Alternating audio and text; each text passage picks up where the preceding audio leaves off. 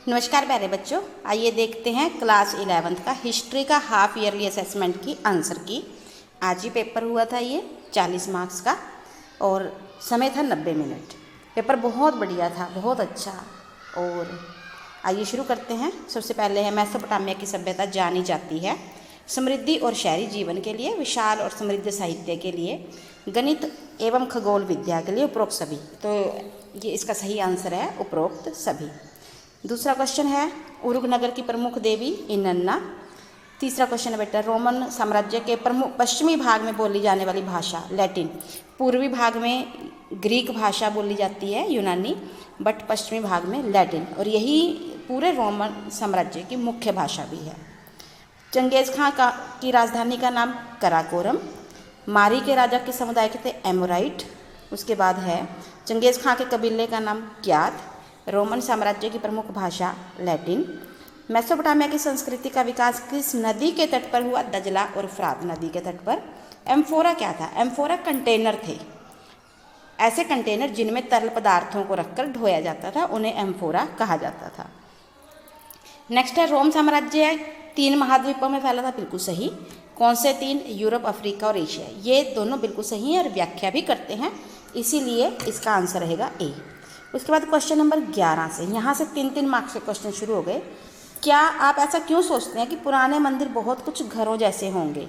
तो आरंभिक समाज में मानव ने गांव में चुनिंदा स्थान पर मंदिरों का निर्माण करना प्रारंभ किया। ईंटों से बनाए जाते थे, बिल्कुल सामान्य घरों जैसे होते थे। बस थोड़ा सा फर्क होता था कि जो बाहरी दीवार थी वो अंतरालों के पश्चात थोड़े थोड़े अंतरालों के बाद भीतर और बाहर से मुड़ी होती थी। मंदिरों के आंगन खुले होते थे, पुरोहित यहाँ निवास करते थे। दूसरा है रोमन साम्राज्य का आर्थिक विकास। प्रमुख व्यवसाय कृषि था, पशुपालन, कौन कौन से पशु पाले जाते थे, उद्योग कौन कौन से थे, और व्यापार विदेशी और आंतरिक। और इन सब का परिणाम ये हुआ कि जो रोमन सभ्यता थी उसकी आर्थिक स्थिति मजबूत हुई। आपने ये डिटेल में बताने हैं। उसके बाद है यास क्या था? यास एक विधि संहिता थी, ऐसी विधि संहिता जो चंगेज़ खां के समय कराकोरम ने जिसे पारित किया था 1206 में ये लागू हुई थी। इसके नियम क्या थे? एक, परमात्मा में विश्वास रखना, खान की उपाधि धारण न करना, चलते दरिया को गंदा न करना। उसके बाद है मेसोपोटामिया के समाज में दासों की स्थिति कैसी थी? उन्हें चिन्हित किया जाता था, मतलब किसी भी गर्म चीज़ से दागा जाता था, परंतु उन्हें संपत्ति रखने की अनुमति थी। दास रुपए देकर अपनी आज़ादी खरीद सकते थे और दासों में भेदभाव नहीं किया जाता था। और यदि कोई दास बीमार हो जाता था तो स्वामी उसका इलाज भी करवाता था।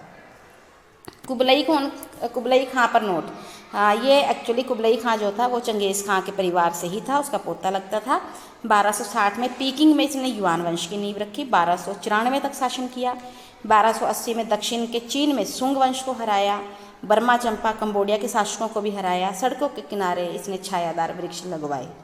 उसके बाद बेटा एक पहरा है। मैं हमेशा कहती हूँ पहरे से पहले एक प्रश्न पढ़ें। तो प्रश्न है मंगोल पूर्व और पश्चिम कबीलों में किस आधार पर परस्पर संबंध में थे? भाषागत समानता के आधार पर। यहाँ पर देखिए लिखा भी गया है कि भाषागत समानता के आधार पर परस्पर संबंध थे। उसके बाद है मंगोलों की जीविका का साधन पशुपालन और शिकार संग्रहण। आधुनिक मंगोली राज्य पर पश्चिम में क्या था? अल्ताई पहाड़ों की बर्फीली चोटियाँ। मंगोल कौन कौन से पशु पालते थे? घोड़े, भेड़, बकरी, ऊँट। उसके बाद है बेटा आपके पास बड़ा क्वेश्चन रोमन साम्राज्य के पतन के कारण। आपको डिटेल में लिखना, मैं आपको सिर्फ हिंट दे सकती हूँ। विशाल साम्राज्य, साम्राज्यवादी नीतियाँ, शासकों की विलासप्रियता, उत्तराधिकार के कानून का ना होना और सेना का दुर्बल होना, ये रोमन साम्राज्य के पतन के कारण थे। और यदि बात करें कि इस शहरों के प्रकार, तो एक तो मंदिर केंद्रित जिन्हें हम धार्मिक शहर कह सकते हैं, एक व्यापार केंद्रित थे, और तीसरे थे सत्ता केंद्रित जिन्हें शाही शहर कहा जाता था। आपने इनकी विशेषताएँ भी लिखनी हैं। उसके बाद है रोमन साम्राज्य। याद रखिए ये प्रश्न पिछले साल जो हाफ ईयरली एग्ज़ाम था उसमें भी ये क्वेश्चन आया था। और भूमध्य सागर के आसपास का जो एरिया है ये सारा क्या था? रोमन साम्राज्य था। तो आप इसको आसानी से कर सकते थे यदि आपने पिछले साल का पेपर उठाया हो। उसकी भी वीडियो हमारे यहीं चैनल पर डली हुई थी, आपको वो देखनी भी चाहिए थी बेटा। उसके बाद है मैंने इसी क्वेश्चन को थोड़ा सा और अच्छे ढंग से एक अलग से मैप लेकर भी तैयार करवाया है। तो आप देखिए इसमें कुछ थोड़ा बहुत इंग्लैंड का भाग और भूमध्य सागर के चारों तरफ जो एरिया है वो रोमन साम्राज्य में आता है, जिसमें एशिया का भाग है, जिसमें यूरोप का भाग है, जिसमें अफ्रीका का भाग भी है। अब अगर आपको मेरी वीडियो पसंद आई हो तो ज़रूर लाइक करें, अपनी क्लास के बच्चों के साथ शेयर भी करें। अच्छा, दूसरी बात ये बेटा, ये आपके इसलिए ये वीडियो बनाई जाती हैं क्योंकि आप सब अपने पेपर को जज कर पाएँ, समझ पाएँ और इसको सोल्व करें, याद करें और अपने टीचर को ज़रूर चेक करवाएं।